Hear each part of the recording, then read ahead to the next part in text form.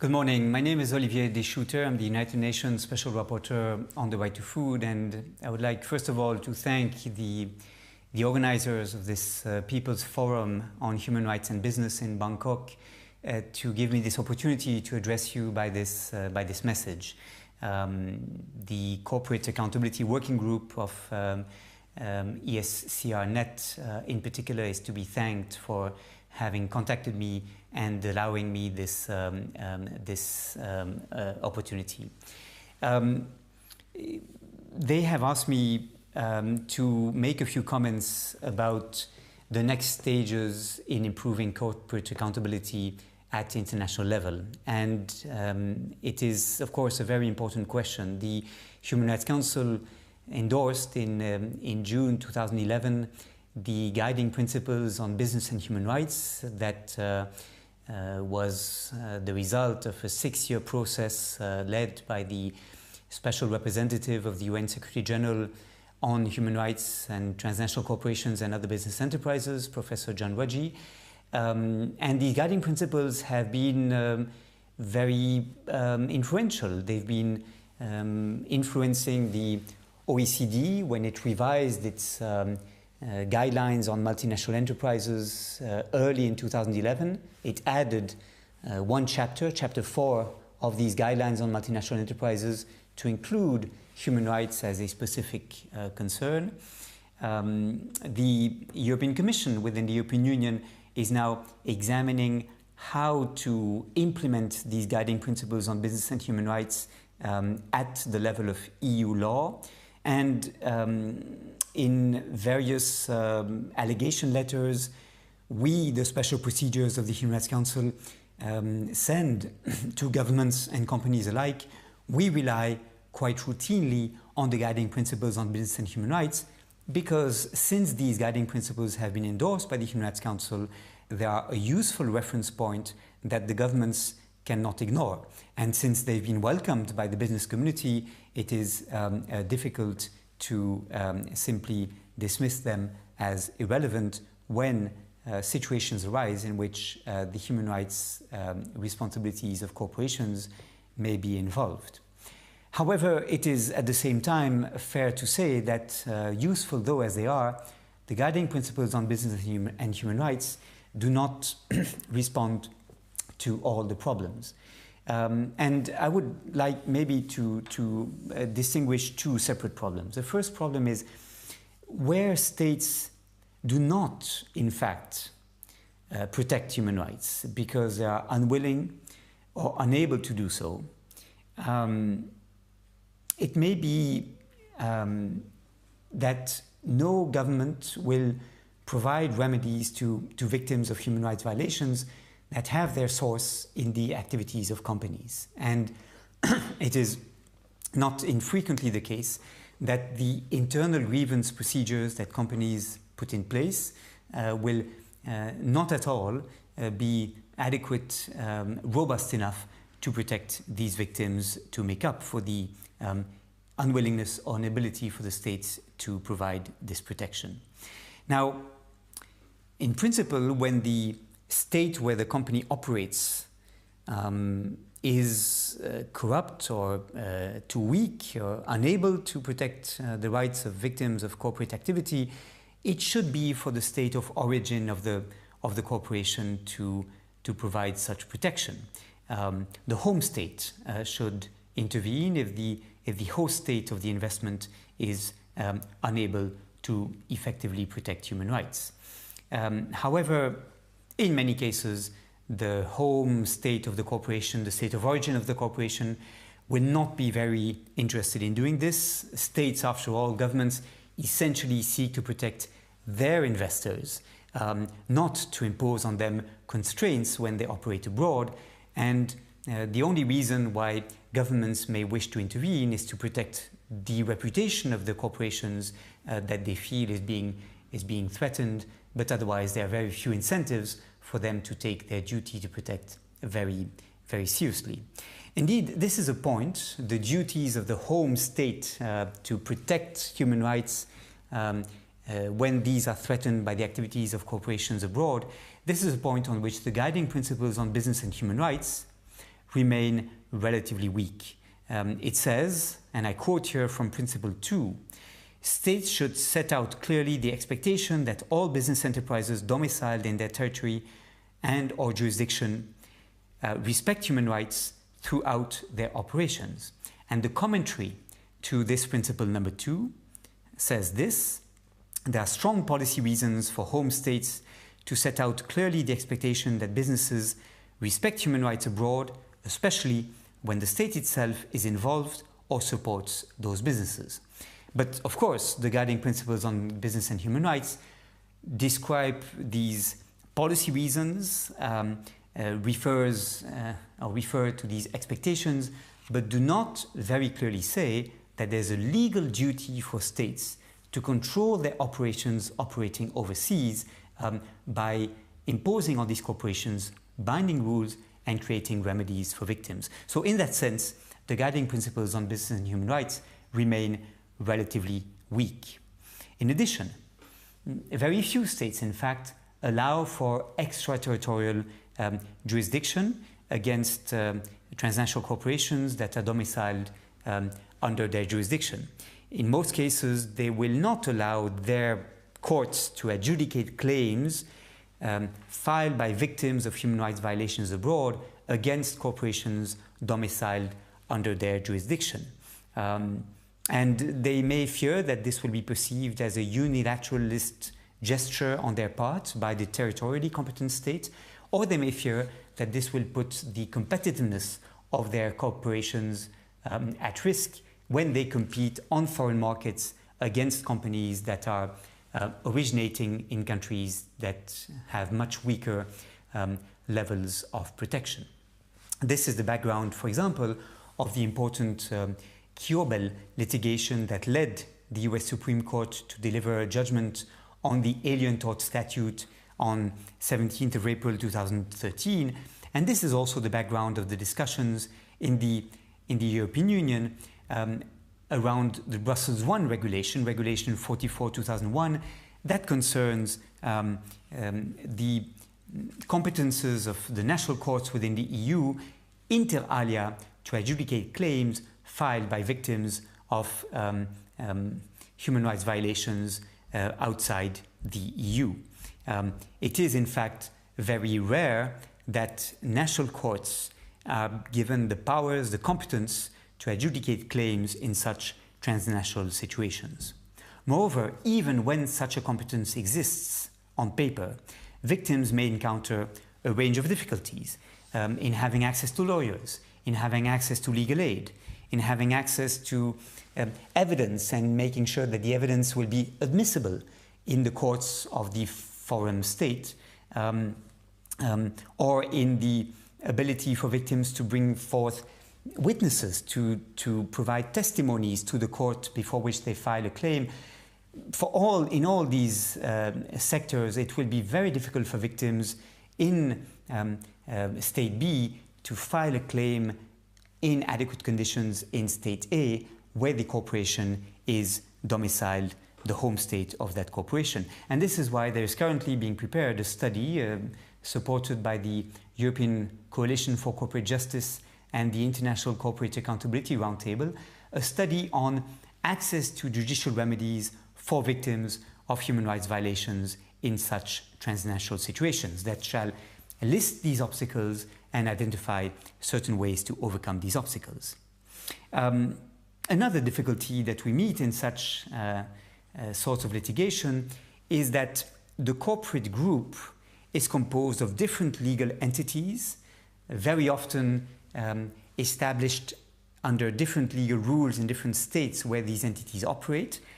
And the principle of limited liability means that the parent corporation may wish or may refuse to be held responsible for the violations committed by its subsidiaries, which have a distinct legal personality.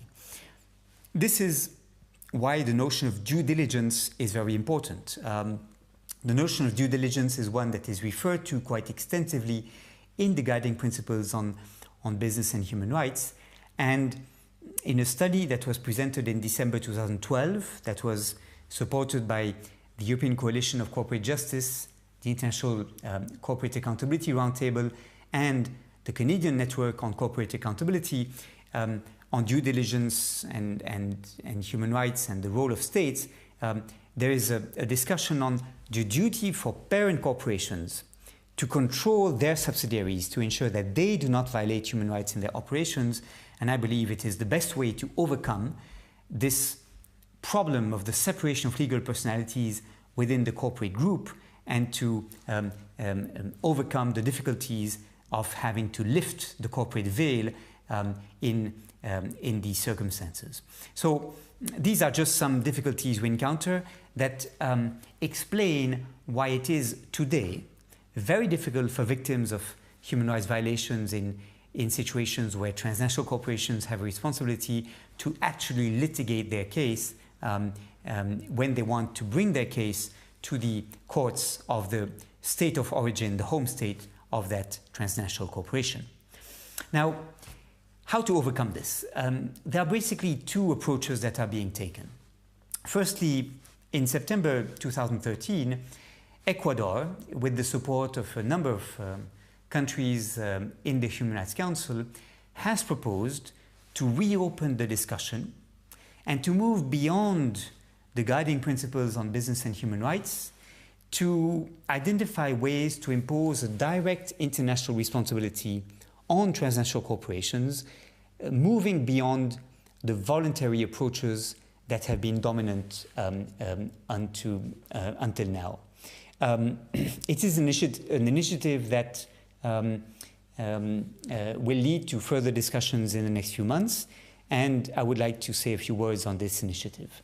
A second possibility, an alternative to that direct international responsibility of corporations approach proposed by Ecuador and others, a second possibility is to clarify the duties of states to protect human rights as they may be violated by companies over which they may exercise some form of control, by imposing on these states to discharge their extraterritorial obligations in the area of human rights.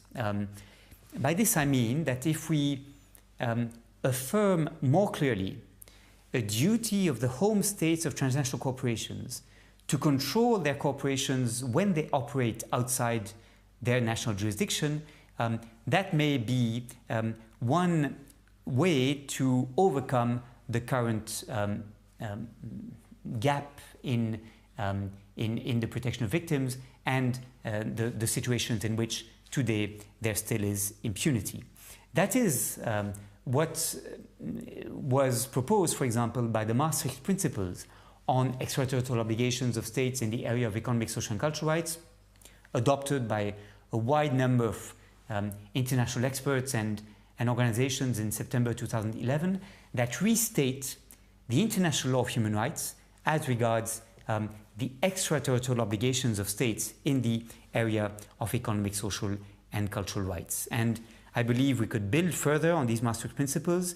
It is also in the spirit that the study on access to judicial remedies supported by the European Coalition on Corporate Justice and the International Corporate Accountability Roundtable is currently being prepared. Let me make two comments on these initiatives, that of Ecuador and others on the one hand, and the approach consisting of building on extraterritorial obligations of states on the other hand. The first comment is that there is no difficulty in principle of imposing directly under international law obligations on private actors such as transnational corporations. Indeed, we already have such mechanisms, although they are weak, at international level. Special procedures of the Human Rights Council, including myself as Special Rapporteur on the right to food, we very routinely write to states and write to companies based on the guiding principles on business and human rights to insist that they comply with human rights in the course of their operations. We have precedents such as the national contact points established under the OECD guidelines on multinational enterprises. The national contact points are bodies where victims can seek to have human rights better complied with by corporations operating outside the territories where they are established, and that too is a mechanism that is created to control these actors. So the question whether these transnational corporations have an international legal personality, are subject of international law, is a question that is largely doctrinal, theoretical. What matters is really whether it is realistic and practical to have a new mechanism set up that could receive claims against international corporations. I believe there is no obstacle in principle. One traditional objection to this is that we have such a large number of transnational corporations that it would be impossible to monitor them all. But of course, this monitoring mechanism, whichever form it may take, could only receive some claims against some corporations and not the 65,000 or so multinational corporations that exist, and that, it would seem to me, would be manageable. Although, of course, there may come a point where too many claims would be filed, calling for procedures of selection, perhaps, of cases, but these are issues that can be dealt with. There is no problem in principle of establishing such a mechanism to monitor whether transnational corporations act in compliance with human rights. There is, however, another route that may be explored and that may be more realistic politically and perhaps easier to achieve technically. And that is to identify situations where there is a negative conflict of jurisdiction. In other terms, a situation in which neither the host state where the corporation operates, nor the home state where the corporation is established, where the parent corporation is domiciled within the corporate group, and which could be in a position to influence the corporation's behavior, where none of these states is willing or able to protect human rights, and where therefore there exists a situation of impunity, then maybe a mechanism should be established to compensate for the unwillingness and inability of these states to intervene.